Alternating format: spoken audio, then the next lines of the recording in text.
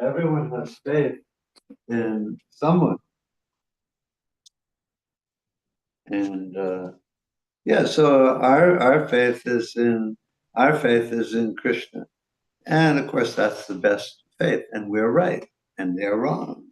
So ultimately, it comes down to that. If you're arguing with someone and it's just going on and on, ultimately you can just do like a little kid and be like, no, no, I'm right and you're wrong. Because that's a fact. They are wrong and you are right. As long as you quote from Krishna. And it doesn't matter what kind of arguments they make, if they're so-called intellectual or whatever they are, so-called, but if they're arguing anything other than the Vedic conclusion of Krishna is the supreme personality of Godhead and that everyone is eternal servant of God, then they're wrong. It's an open and shut case. And Prabhupada said, quoted frequently, Avajananti mam mudha. If you don't, manushim tanamashita. If someone doesn't accept that Krishna is the supreme personality of Godhead, then he's a mudha, he's an ass, and he is in no uncertain terms. And it's like open and shut case. You don't accept Krishna as the supreme personality of Godhead, then you're an animal. You're on the animal platform. We don't often preach like that, but Krishna preached like that in the Bhagavad Gita. And if it comes to that, we're also authorized to quote anything from Krishna's words in the Bhagavad Gita as Prabhupada did. So yeah, so the point is that anyone who doesn't, it's just, it's not unusual for everyone to be wrong in the material world. It's the norm. Everyone is wrong. Everyone, if you think you're the body, you're wrong. If you think if you think that you're independent, you can do what you want to do, and you don't rely, you don't have to answer to anyone else. You're wrong. If you think you have power, if everyone thinks they have power over someone else or something else or some situation. Everyone thinks they have some kind of power over something. If you think that, you're wrong. It's just, and so that covers everyone. And yeah, so yeah, Krishna consciousness is very convincing. It's the most convincing thing because it's true. And we shouldn't, we have to say the truth. We can't be afraid to say it, but do it in a decent way. I heard Prabhupada giving one room. I really recommend listening to some of the interviews that are done with Prabhupada by different kinds of people, from outright just challenging and ridiculous to, sort of pretty nice and like a little bit submissive. But you can hear exactly how Prabhupada preaches to different kinds of people, because Prabhupada could easily recognize the individual mentality that everyone had. He could understand where they were at psychologically and mentally, and he preached according to that mentality. You can hear it in the way he preaches to them. And this one thing he said, I heard last night, he was saying that one person had been challenging him somewhat, but he was nice, and Prabhupada he could see that he was a little kind of submissive and humble. And the person asked Prabhupada, he said, is chanting Hare Krishna the only way to worship, to realize God?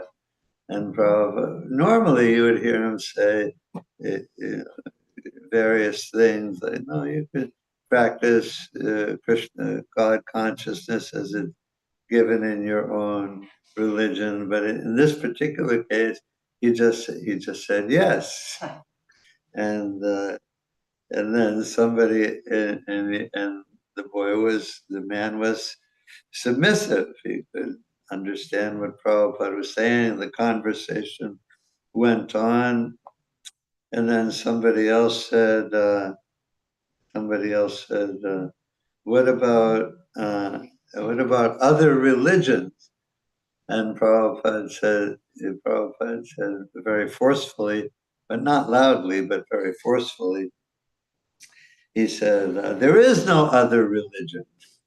You know, there is the only religion. Religion means to worship God and surrender to God, develop your love for God. There is no other religion. There's only one religion. And anyway, that's just a couple things I heard last night that struck me at the time, and I thought I'd repeat them today. It's very good to hear. You hear things in Prabhupada's lectures and conversations that really strike me, and you hear them. And the good thing is to repeat them as quickly as possible so you don't forget them. Anyway, so friends and enemies, everyone thinks like that. Oh, he's my friend. I don't like him. He's my enemy. Yeah. But my friend, my brother, my sister, my mother, my countrymen, the people on my football team, they're my friends, these are my friends, and those are my enemies.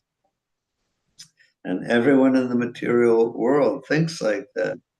Sometimes at these, what we call soccer games, you call football, or other kind of sports games, sometimes uh, uh, the fans of the different teams are so rowdy and so partisan to their own team that they have riots and a bunch of people are killed because you don't follow my team, so you're my enemy. I'll kill you. That's the material world, whether it's Russia and Ukraine or Israelis and the Palestinians or the followers of the Red Sox and the Yankees or whoever it is. It's us against them, and to the extent that I'm willing to kill you. You're my enemy, and so of course in the next life, the Israeli might be born in Saudi Arabia and be a good Muslim, and the Saudi Arabian might be born in Israel and be a good Jew, and they'll fight with the other people. They won't remember. Oh, then in my last life I was on that side. Now in this life I'm on this side. So it's just the illusion that, but Maya makes us think like that. And I give an example sometimes from Satrup Maharaj's life. Tells about one incident when he was about 8 years old, growing up on Long Island and hanging around in a suburban town, Long Island. All the neighborhood boys would get together and hang out with each other. And him and this other 8-year-old boy were the little kids in the gang group, and most of the kids were like 10 or 12. So the 8-year-olds were the little kids. And one day the older kids picked out Stephen Gorino and this other little kid, and they were the big kids. And they said, "Okay, you two, you have to fight with each other." And it's like, why? Ah, never mind why. You just have to fight with each other. And so they had to fight each other. And if you start fighting with someone, naturally you're going to get angry and consider that person an enemy. So, but that's what that's what Maya does with every conditioned soul, uh, mm, especially in Kali Yuga. It just picks out different individuals or different groups of people or different countries full of people or different religions full of different religious groups full of people. Okay, you people, you fight with each other and you fight with each other. And we're like, why? Because I told you to fight with each other. So fight. And and the conditioned souls are forced to fight with each other. But devotees, we're not like that. We don't. Nobody is my enemy. Nobody is my friend on the material platform. On the spiritual platform, all the devotees are friends. But like in Goloka Vrindavan, all the gopis are friends. All the cowherd boys are friends. But it's all centered around serving Krishna. And even when the cowherd boys, when they would fight, they had like wrestling matches. When they went out to play, the Balaram would be the head on one side and Krishna be on the other side, and they'd have their own groups of boys, and they'd wrestle with each other, and there'd be winners and losers, but no animosity, no. Oh, you beat me this time, but I'll get you next time. Nothing like that. Everything is just Krishna and Balaram, they want to have a fight and they want to have some wrestling matches. So let's do it. It'll be fun. So even with Krishna and Goloka Vrindavan, there's wrestling and fighting, but not on the basis of you're my enemy and you're my friend, but just on the basis of what does Krishna want, what does Balaram want, how can we act as servants of Krishna. So we're all the devotees in the temple, all the ISKCON devotees, we only have one goal. The only goal is to cooperate together as far as possible, and we should be able to cooperate together, not only in the temple but everywhere. Devotees should be able to work together, and for the purpose of pleasing Krishna.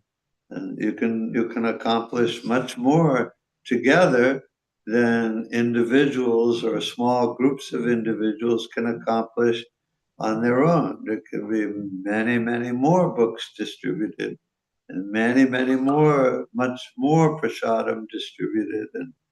And there can be more of everything, like exponentially more, when the devotees cooperate and work together. Because we're not interacting on the basis of friend and enemy. Okay, all glories to Srila